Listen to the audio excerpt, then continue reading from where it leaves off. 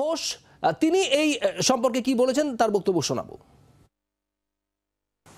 দেখুন, কেউ যদি কোনো সিদ্ধান্ত নেন সেক্ষেত্রে তো বাধা দেওয়ার এই মুহূর্তে কোনো কারণ নেই।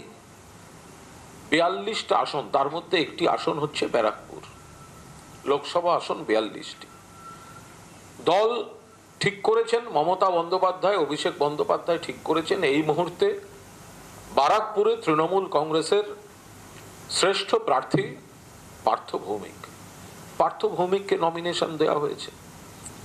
এবার বিভিন্ন জায়গায় যারা রাজনীতি করেন তাদের অনেকের নমিনেশন পাওয়ার, রাজনৈতিক কর্মী, রাজনৈতিক সংগঠক, কারুর ইচ্ছা থাকতে পারে, না পেলে মন খারাপ হতে পারে। এমন একাধিক ব্যক্তি আছেন তারা হয়তো একটু মন খারাপ লেগেছে, তার মধ্যে কোনো দোষের নেই, কিন্তু তারা দলের হয়েই আবার নেমে পড়েছেন। ফলে কোনো কারণে অর্জুন সিং এবার তৃণমূলের প্রার্থী হিসেবে বিবেচিত হননি।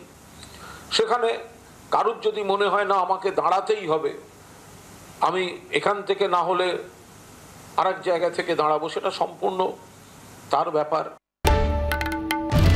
বাংলার আওয়াজ, বাঙালির আবেগ, জি 24 ঘন্টা।